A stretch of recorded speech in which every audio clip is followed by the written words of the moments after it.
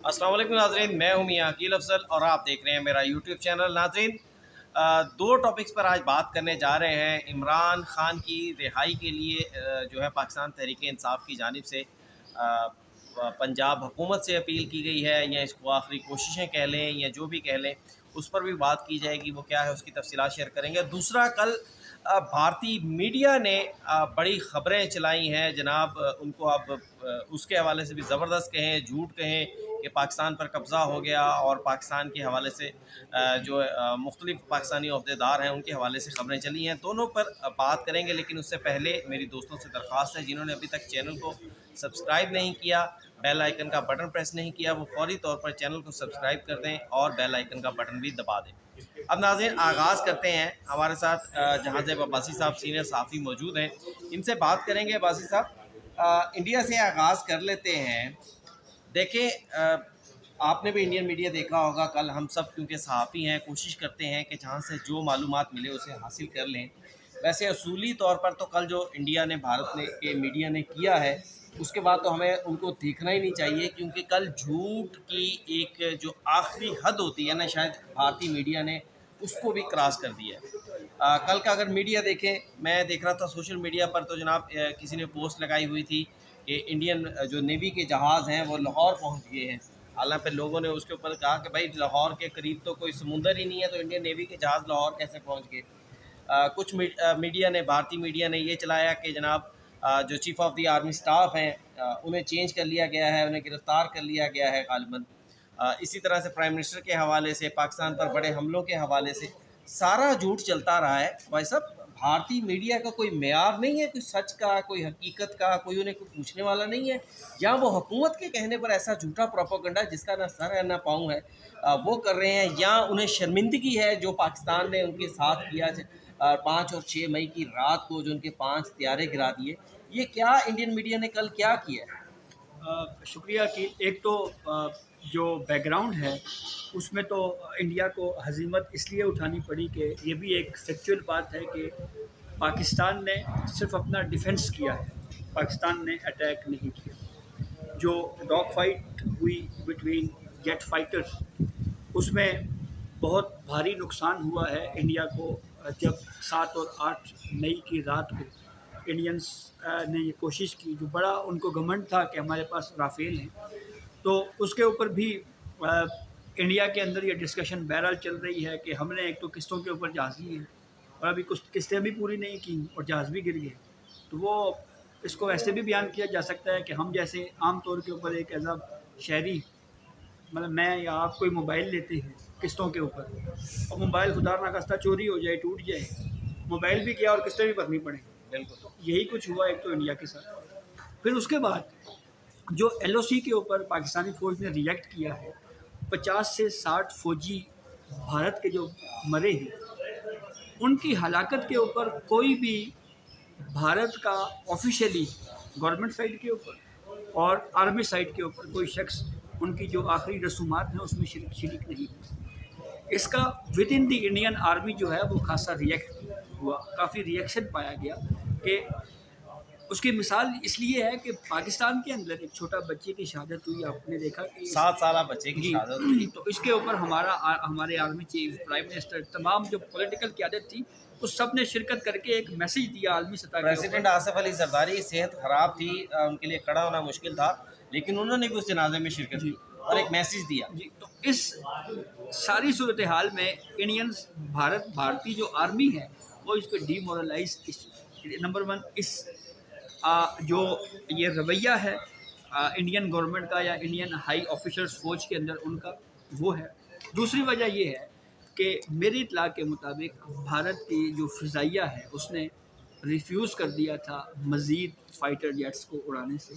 इस वजह से जो इसराइली मेड ड्रोन्स हैं वो कोशिश की गई, और वो भी इसराइली टेक्नोलॉजी जो है वो यहाँ पे आके डिफ्यूज़ हुई। अच्छा, एक डिस्कशन हमारे यहाँ ये ज़रूर चलती रही कि पाकिस्तान ने उनको, उन ड्रोन्स को इंटर क्यों होने दिया। इसके ऊपर ये थोड़े तकनीकी मामलात हैं, जिसके ऊपर फिर बाद में जो माहिरीन हैं उन्होंने ये बताया कि ये जो सर्विलेंस ड्रोन्स हैं ये दरअसल लोकेशन ट्रेस करते थे कि पाकिस्तान का जो एयर डिफेंस सिस्टम है ये ऑपरेट कहाँ से हो रहा है।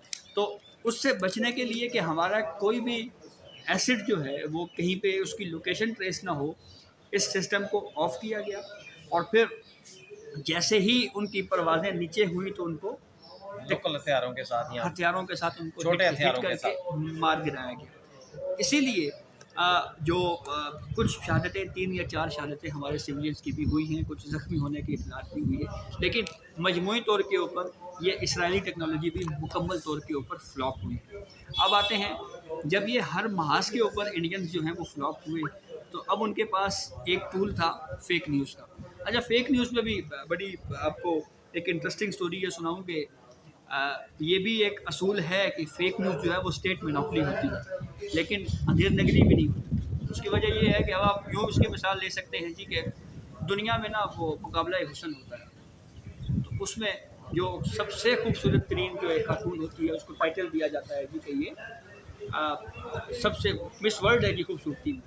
इसी तरीके से अगर इस दौर में अगर फेक न्यूज़ का कोई मुकाबला हो और उसमें कुछ कैटेगरीज ऐड की जाएं, तो मेरे ख्याल में इंडिया जो है वो टॉप ऑफ द लिस्ट, और एक नई Guinness book of world record में एक नई कैटेगरी यूज़ करनी चाहिए फेक न्यूज़ की, और उसमें इंडियंस को ये बाकायदा अवार्ड देना चाहिए उनके मीडिया को कि उनसे अच्छी फेक न्यूज़ जो है और प्रोपोगंडा और अठो-अठी जिसे कहते हैं ना, बिल्कुल हवा में झूठो झूठ गनेडियाँ, तो ये जो है क्रेडिट मेरे ख्याल में ये अवार्ड जो है वो इंडिया को दिया जाना चाहिए कि झूठी खबरों में उसने आलमी रिकॉर्ड कायम यार 100 लाइंस आप खबर में बोलते हैं, कोई 2 लाइंस तो सच बोल दें। 2 लाइंस भी सच्ची नहीं है उनके पास, ठीक है, या वो सच बोलना ही नहीं चाहते। उन्हें स्क्रिप्ट ऐसा दिया गया है शायद गवर्नमेंट की तरफ से या शायद खुद उन लोगों की तरफ से, बल्कि कुछ लोग तो कहते हैं कि हम जब उनकी खबर को सुनते हैं तो उनके उस खबर को सुन के हमें तो हंसी आ रही थी। कल मैं आपसे एक वाक़या शेयर करता हूँ। हमारे दोस्त हैं ज़ुल्करनैन, जर्नलिस्ट हैं, वो कह रहे हैं कि रात में बच्चों को आइसक्रीम खिलाने के लिए लेकर गया तो वहाँ पर हर दूसरा शख्स ये कह रहा था कि हम सिर्फ़ और सिर्फ आज बाहर इसलिए निकले हैं बच्चों के साथ, फैमिलीज़ के साथ, ताकि मैसेज दे सकें कि पाकिस्तानी कौम घरों में बैठने वाली नहीं है। तुमने रावलपिंडी पर 2 ड्रोन्स गिराए हैं या मारे हैं या जिस तरह भी है, तुम्हारे शहरों में आए हैं ड्रोन्स, लेकिन उसके बावजूद भी ये देख लो सारे पाकिस्तानी जो अपनी लाइफ को एंजॉय कर रहे हैं, उन्हें किसी किस्म की कोई फ़िक्र नहीं है। जो हमारी जानें ज़ाया हुई हैं वो शहीद हैं हमारे। हम हिंदुओं की तरह छुप कर नहीं बैठेंगे, जिस तरह आपने कहा ना कि अभी भारतीय जो पायलट्स हैं उन्होंने तैयारे उड़ाने से इनकार कर दिया। अच्छा, इसमें भी ना एक चीज़ और भी बड़ी इंटरेस्टिंग है, ये एक डिस्कशन जो है वो इंटरनेशनल लेवल के ऊपर सोशल मीडिया पे भी ये चलती रही है कि ये पाकिस्तान जो इसकी जो पब्लिक है, जो आम पब्लिक है, वो पैनिक नहीं हुई उस पूरे सूरत हाल में। तो इसका एक पूरा बैकग्राउंड है। बैकग्राउंड ये है कि एटलीस्ट 2 दहाइयाँ तो हम ऑलरेडी जंग में हैं।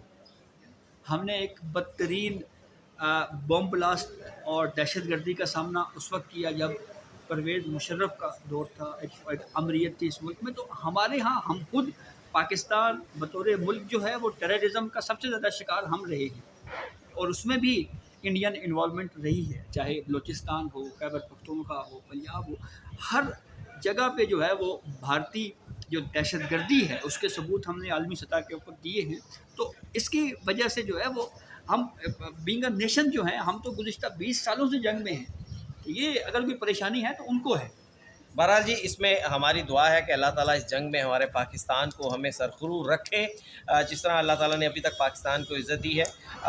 भाई साहब, दूसरी ख़बर इस पर हम बात करने जा रहे हैं कि इमरान ख़ान जब से ये सूरत हाल जो है टेंस हुई है, पाकिस्तान तहरीक इंसाफ जो कोई मौका हाथ से खाली नहीं जाने देती। इमरान ख़ान के हवाले से तब से उनके पहले बयानात आ रहे थे, फिर कल इमरान ख़ान से मुलाकातों की कोशिश सारी क्या कहते हैं, खुदाई एक तरफ, जोरू का भाई एक तरफ, उनको एक ही चीज़ पड़ी है कि इमरान ख़ान को बाहर निकाल दें। ठीक है, हालांकि इमरान ख़ान के जब बाहर थे, हुकूमत में थे, तब भी हम बात कर सकते हैं कि इमरान ख़ान ने उस वक्त, और पंजाबी से कहते ना कि केड़े तीर मार ले सी, लेकिन चलो अब उन्होंने इस्लामाबाद हाई कोर्ट में अली मीन खान गंडापुर ने एक दरख्वास्त दायर की है, और वो बुनियादी तौर पर तो वो दरख्वास्त जो है वो पंजाब गवर्नमेंट से है कि जनाब इमरान ख़ान को पे रोल पर रिहाई जो है वो दी जाए, और कोई ऐसी ग्राउंड नहीं है जहाँ ज़ेब साहब जो हम बात करें humanitarian ground, medical ground, legal ground, जो उन्होंने उसमें छोड़ी नहीं है। बस उन्होंने ये नहीं लिखा कि हम पाँव को हाथ लगाते हैं कि जनाब इमरान खान को बाहर आने दिया जाए और इमरान खान कोई गलत काम नहीं करेगा। ये इस कोशिश को आप किस तरह से देखते हैं? क्या अदालत इसमें ऑर्डर कर सकती है?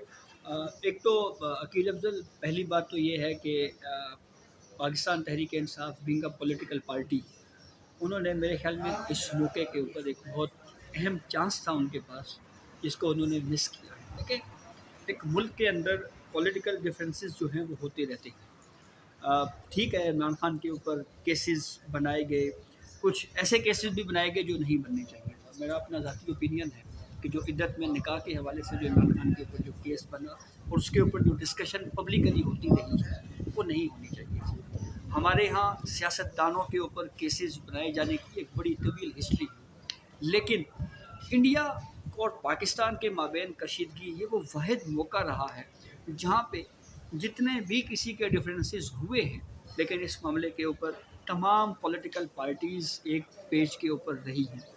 ये मौका था पीटीआई के पास कि जब उनको इनवाइट किया गया कि आप आएँ, डायलॉग या कम से कम बातचीत के प्रोसेस में शरीक हों, तो इसमें पाकिस्तान तहरीक इंसाफ को शिरकत करनी चाहिए थी, लेकिन उन्होंने नहीं की, जिससे मेरे ख्याल में सियासी तौर के ऊपर मज़ीद जो है वो पाकिस्तान तहरीक इंसाफ को इसका नुकसान पहुँचा है, नंबर 1। नंबर 2, अब इस पिटीशन के ऊपर आते हैं।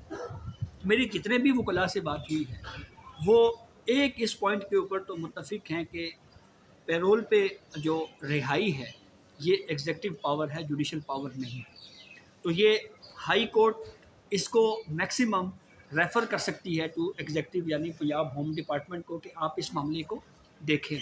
ये एक कानूनी स्टेटस है। वहीं पे इमरान खान ने जस्टिस सरफराज दोगर की इस्लामाबाद हाई कोर्ट में ट्रांसफ़र को आर्टिकल 184(3) के तहत सुप्रीम कोर्ट में चैलेंज भी कर रखा है। पीटीआई की क़यादत जस्टिस सरफराज दोगर साहब से चैम्बर में जाके मुलाकात भी कर चुकी है। तो ये वो कुछ मुतज़ाद वाक़यात हैं जो यहाँ पे बयान करने ज़रूरी हैं। फिर उसके बाद वज़ीर आला पंजाब हैं इस वक्त मरीम नवाज़ साहिबा। इस पटिशन में अली अमीन गंडापुर के पटिशन में बज़ाते ख़ुद ये बात लिखी हुई है कि हमने इससे पहले रिस्पोंडेंट नंबर 2 को भी पेरोल पे रिहाई की दरख्वास्त दी, लेकिन उनका रवैया ऐसा था जैसे वो ईयर डफ है, यानी सुनी अनसुनी कर देना या वो बहरापन का मुजाहरा किया गया, लिफ्ट ही नहीं करवाई गई। इसको एक टर्म में यूँ भी कह सकते हैं। तो अब इस सूरत हाल में पंजाब गवर्नमेंट को भी ये दरख्वास्त दी गई, उस पर उन्होंने कहा जी कि हमें नहीं सुना गया, उसके ऊपर टेकअप नहीं मामला हुआ। ये पावर एग्जेक्टिव है। दूसरी और सबसे अहम बात इसमें ये है कि पैरोल पे रिहाई की कुछ कंडीशंस होती हैं, जैसे हाल ही में अगर कुछ लोगों इस पिटीशन के अंदर भी कुछ मिसालें बयान की गई हैं, जैसे वो तो सारी दुनिया की मिसालें बयान तो दुनिया की हैं, लेकिन पाकिस्तान की कोविड के दौरान की गई हैं कि कोविड के दौरान जब मुल्क में पैंडेमिक फैला तो उस वक्त ये कहा गया जी कि हमारी जेलें ओवर क्राउडेड हैं, तो इसलिए कुछ कैदियों को पैरोल पे रिहा किया गया था। अब उन कैदियों के फैक्ट्स क्या थे, उनको सज़ाएँ किस नौइयत की थी, क्या वो मामूली नौइयत की सज़ाएँ थी या क्या वो अंडर ट्रायल प्रिजनर्स थे, क्या वो कन्विक्टेड कैदी थे, सज़ा याफ्ता मुल्ज़िमान थे, उनका स्टेटस क्या है, ये अलग बहस है। और बिलखुसूस उस वक्त जो है वो पूरे मुल्क में एक वबा की सी सूरत हाल थी। लेकिन यहाँ पे पीटीआई का या अली अमीन गंडापुर का ये मौक़िफ़ है कि ये ख़दशा है कि जेल के ऊपर अटैक हो सकता है, क्योंकि इमरान खान एक बड़ा सख्त मौक़िफ़ मोदी के ख़िलाफ़ रखते हैं, इसलिए कहीं अटैक ना हो जाए। वहीं पे एक और सवाल बड़ा अहम है कि ये जो पटिशन फ़ाइल हुई है, क्या इसमें इमरान खान की रज़ामंदी शामिल है या नहीं है। तो ये 2 स्टेजेस हैं। क्या वज़ीर आला पंजाब को दरख्वास्त दी गई, उसमें कंसेंट था क्या? तो इस पर जवाब जो मेरे ख़्याल में, जो मेरे जहन में ये आ रहा है, जो मुझे समझ आ रही है कि एक सूबे का वज़ीर आला है, तो ये मुमकिन नहीं है कि वज़ीर आला एक सूबे का होकर अपने पॉलिटिकल लीडर की मर्ज़ी के बग़ैर जो है वो इस तरह से कोई पटिशन मूव कर सके, फ़ाइल कर सके, और ये कहना कि जो भी आप कंडीशन लगाएंगे हमें सब शराइत कबूल हैं, बस आप सिर्फ हमें रिहा कर दें। वैसे भी अब्बासी साहब, ये ख़बरें तो सामने आती रही हैं कि जनाब इमरान खान हर मुलाकात में आने वाले मुलाकातियों से यही पूछते थे, वो भी और जो मैडम थी उनकी अहलिया, उनकी बुशरा बीबी उनकी जानिब कि आपने खान साहब की रिहाई के लिए क्या किया, तुम लोगों ने मेरी रिहाई के लिए क्या किया, ऐसी खबरें आती रही हैं और खान साहब नाराज़ भी होते रहे हैं हर मौके पर कि तुम लोगों से मेरी रिहाई के लिए कुछ नहीं हो सका, ऐसी खबरें आती रही हैं। बहरहाल नाज़रीन, जहांज़ेब अब्बासी साहब का शुक्रिया, उनका तज़िया आपने सुना। व्यूज़ के हवाले से मुझे कमेंट्स में ज़रूर बताइएगा। चैनल को लाइक, सब्सक्राइब और वीडियो को शेयर करना मत भूलिएगा। इजाज़त दीजिए, अल्लाह हाफ़िज़।